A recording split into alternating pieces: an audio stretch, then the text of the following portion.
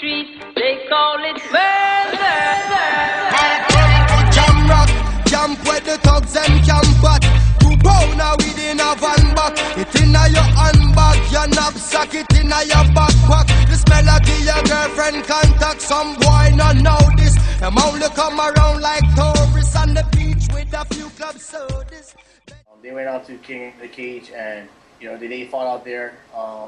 But then from that process, I built a relationship with Terry Triplecock, who's the owner, the big owner of all King of the Cages, and we've just built a great relationship as far as commitment, accountability, and having our guys come out there. And when we do come out there, we come out there to perform at the highest level, and we like to fight exciting and created a big buzz for the fans out there. And eventually, as we were constantly going out, they had a big buzz for 808 Fight Factory being out there at the time, because Ron was very active.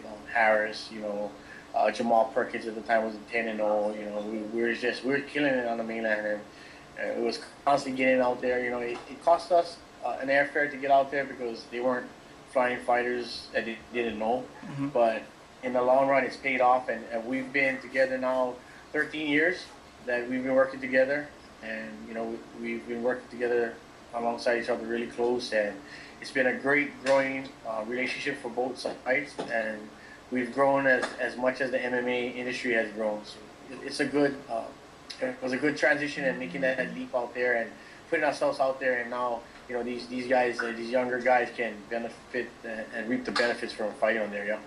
Now, this event will be King of the Cage Hawaii's second. Is it safe to say that King of the Cage will be a permanent fixture here in the Hawaii MMA scene? Yes, King of the Cage will be here for. That's the plan. It's planned and it's structured to stay a while. In conjunction with our partners on Powerhouse MMA, which is our schools come up, and we've got great financial and support from them. That's making this collaboration a good promotion. So it's not just me behind King of the Cage. We do have Powerhouse MMA. Dave Leon, Kevin Lee from Powerhouse. In conjunction with myself, I'm the president, and Kimberly John is the vice president. But we've got a great staff that's working to keep this thing solid and keep it tight. And the main goal of bringing King of the Cage to Hawaii was to make sure that we had a circuit that was going to, first of all, expose our Hawaii fights. Second, get the fights that they needed to get to compete on that higher level, mm-hmm. and become more of a household name, not only in Hawaii, but in the mainland as well. That's what I wanted to touch on also. For some of the younger fighters and first-time fighters fighting on the King of the Cage, what can they expect fighting on a promotion such as this? If there's one thing type of advice I can give the younger fighters, and I think we've struggled with that in the past when we initially first tried to get out, where we were thinking more about money, and we were wanting to take the right fights due to the fact of how much you would get paid. On the flip end of that side, we didn't know that everybody in America right now wants to be an MMA fighter, basically, and us coming from Hawaii, 3,000-4,000 miles away, it's really expensive to bring us out there, and to bring us out there, to house us, to feed us per diem, it's a big cost on the promotion side, and what they need to look at is when we go into another market, you don't sell tickets there.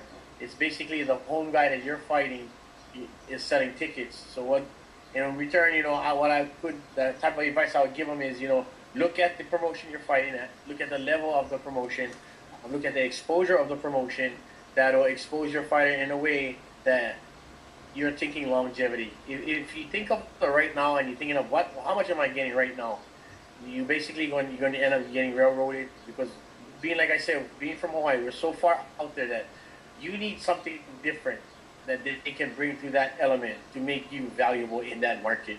Mm-hmm. And a lot of the mistakes that we made in the past, we're trying to help these younger guys now to get exposed. And that was the big push.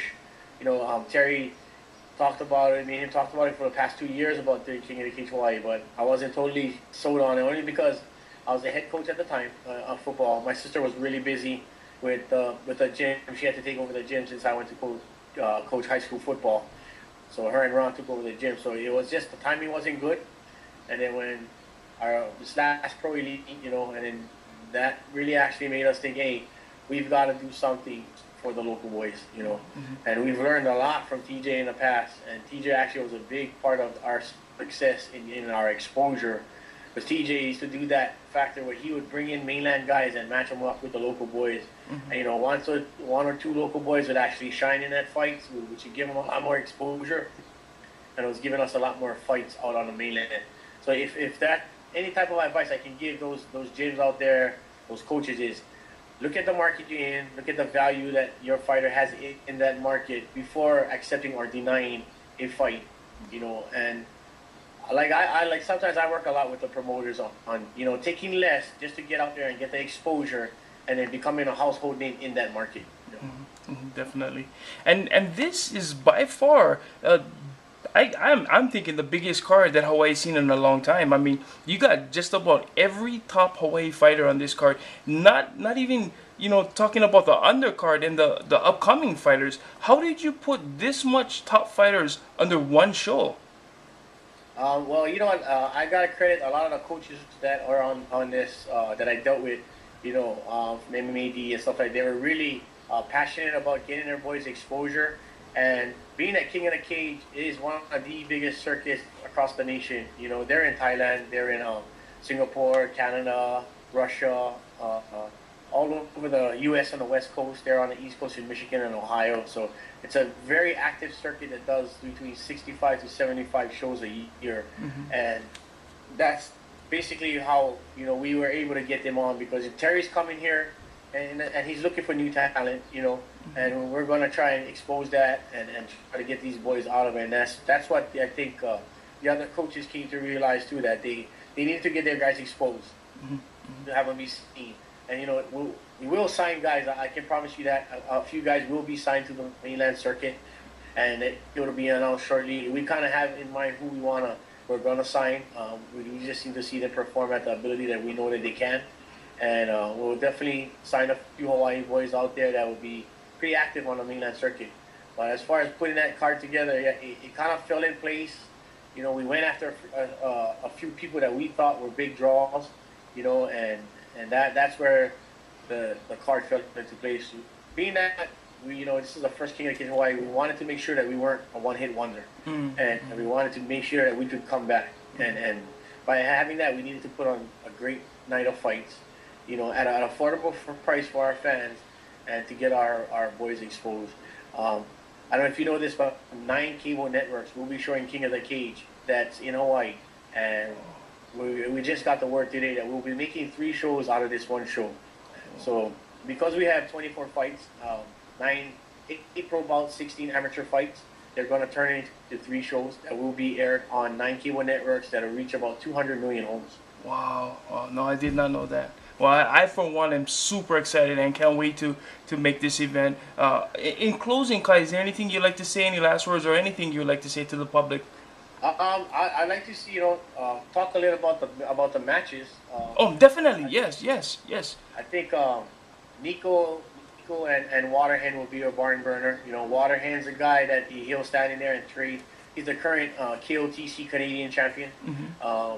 Frank Baca and Russell Doan is going to be a lights out fight. A lot of people probably don't know Frank Baca. Frank Baca is 14-1. Frank Baca's only loss has come to Mamoru, who's been a top leading Japan Shuto fighter, pride fighter, just a really great experienced guy that Frank went 3 rounds with him, and he put him on his heels a couple times. So, Russell coming in at 6-0 is the Hawaii phenom right now.